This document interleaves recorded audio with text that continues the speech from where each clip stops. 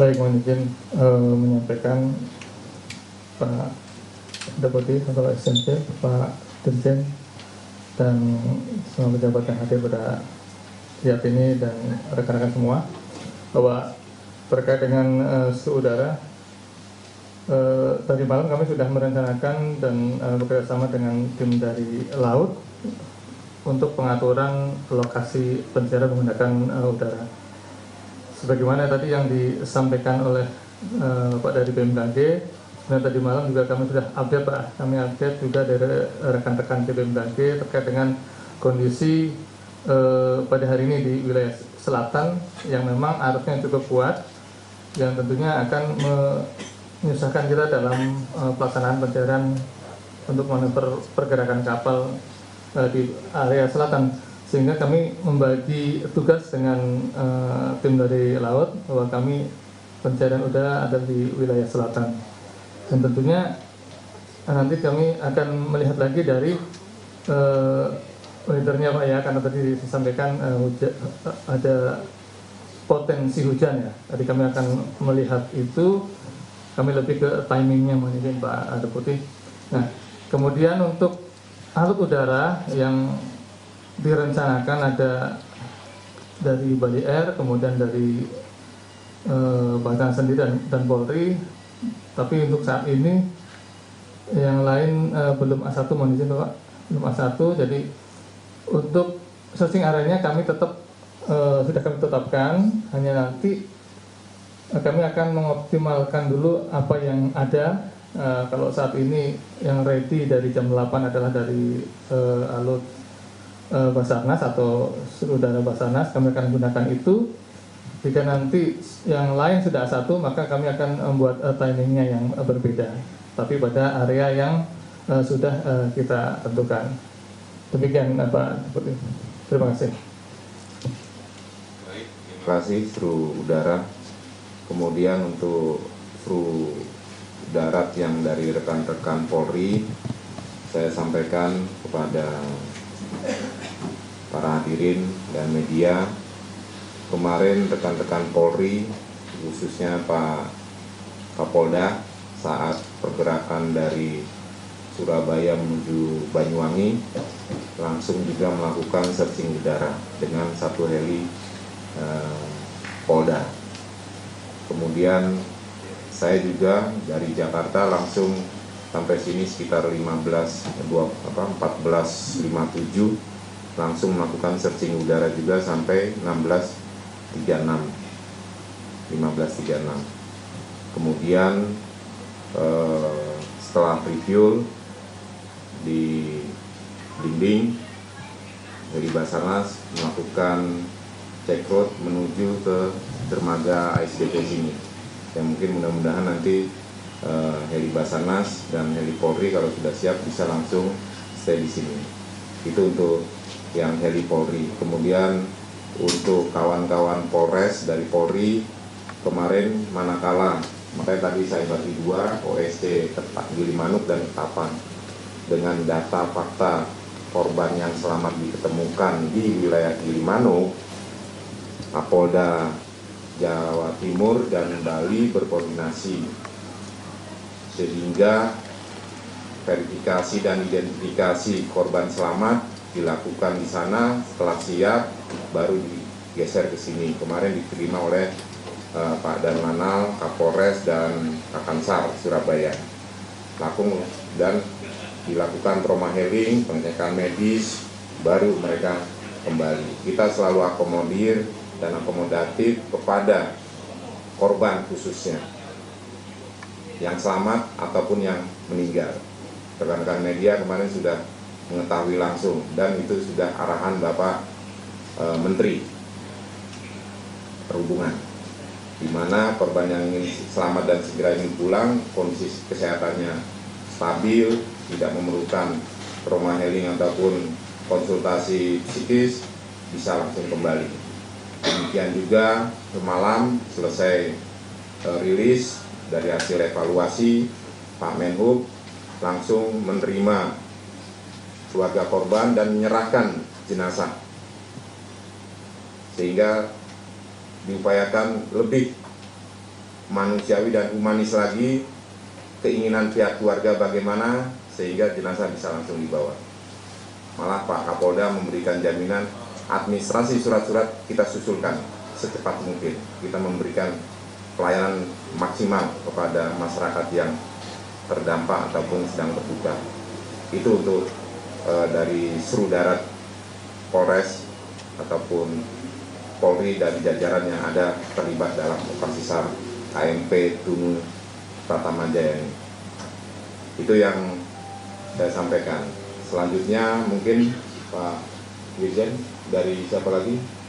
Cukup Pak KNKT kalau mau menyampaikan, dia baru bergabung semalam dan sudah saya laporkan ke Pak Menteri.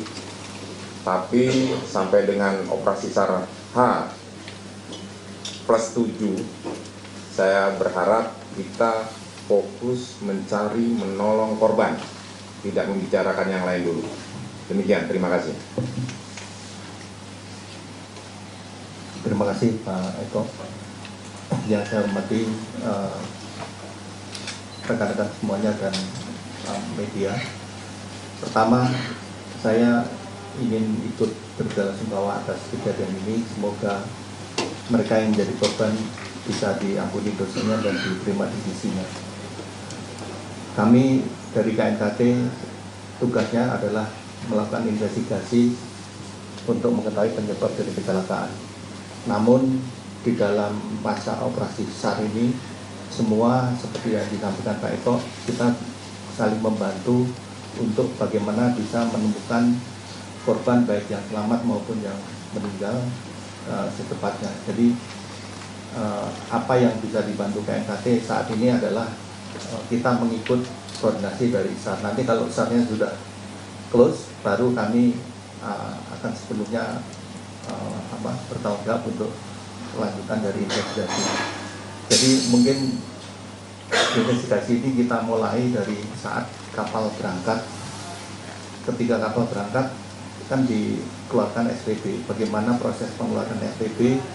Apakah persyaratan-persyaratan yang diperlukan di SPP seperti cuaca, seperti kelaikan kapal, dokumen, apakah semua sesuai dengan peraturan? Dan nanti kita akan mencari evidence-nya atau bukti-buktinya. Terus kemudian ketika kapal kecelakaan itu sudah terjadi dan di kapal itu kan dilatih tanggap darurat. Nah, bagaimana pelaksanaan tanggap darurat di kapal? Dan kita juga sudah mengumpulkan video-video dari medsos mengenai bagaimana kondisi-kondisi ketika terjadi kondisi darurat di kapal. Nah, terus kemudian kita juga akan di kapal itu ada alat keselamatan termasuk namanya ECOP untuk memancarkan beacon ketika kapalnya tenggelam, itu harus otomatis memancar. Kemarin saya tanya dari teman-teman Basarnas nggak ada beacon itu Pak ya, ECOP-nya. Lebih stress dari kapal. Dari KSOP. Oh, dari KSOP. Ya, nah termasuk di kapal itu ada namanya life raft atau rakit rakit penyelamat atau ada Scotty juga.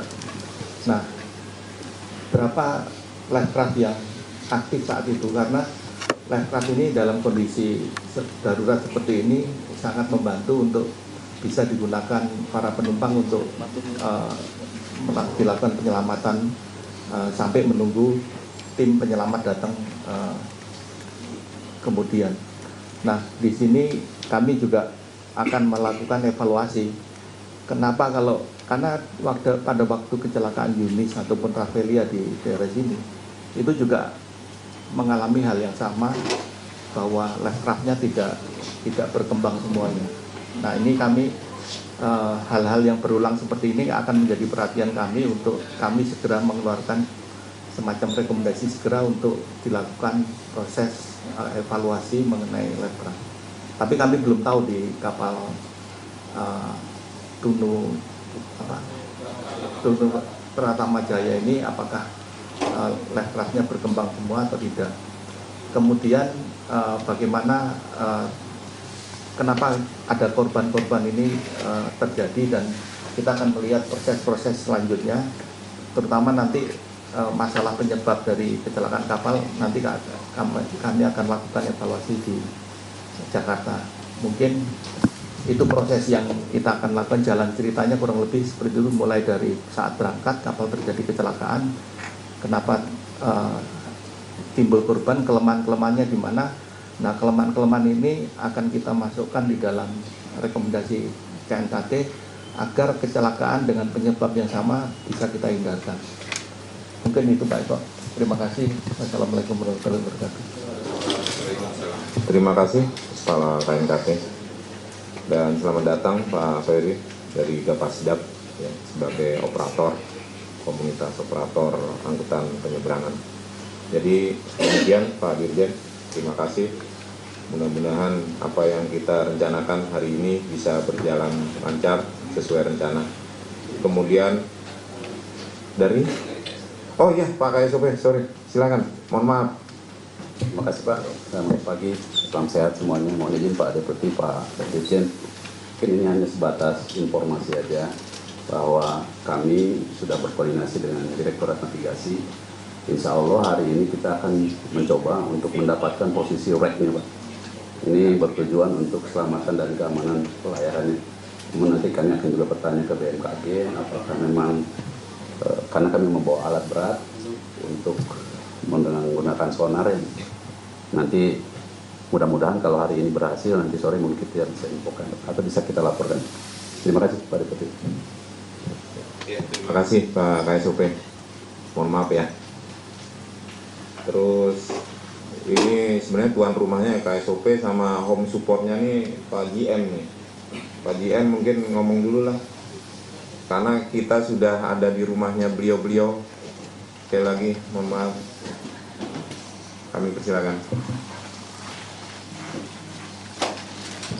Baik, Assalamualaikum warahmatullahi wabarakatuh.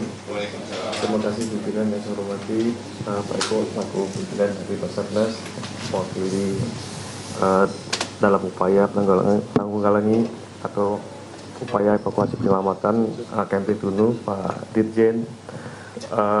Mungkin Pak, prinsipnya kami dari SDP siap support Pak untuk melakukan upaya. Sepakat Pak, kita di sini fokusnya adalah untuk evakuasi dan penyelamatan. Terus kemudian juga memediasi keluarga korban. Tentunya kami dari wakil manajemen Pak siap support apa yang diperlukan. Terima kasih Pak masukannya kemarin juga. Mungkin nanti kami juga akan sediakan untuk tempat teman-teman media. Nanti akan kami kumpulkan Pak jadi satu. Jadi nanti kalau kita sudah sepakati untuk pers ini kan nanti setiap pukul 8 sama pukul 4. Ya, jadi mungkin teman-teman media ini nggak perlu juga, mohon maaf, di sini kan gabung dengan traffic kendaraan. Jadi biar nggak mengganggu flow kendaraan, karena kalau siang biasanya agak mulai padat. Itu juga kami untuk keamanan teman-teman pers juga. Jadi nanti teman-teman pers sudah tahu jadwalnya. Jadi harapannya nanti kami sediakan tempat. Jadi mohon tidak keluar dari area itu. Mungkin itu aja Pak. Terima kasih.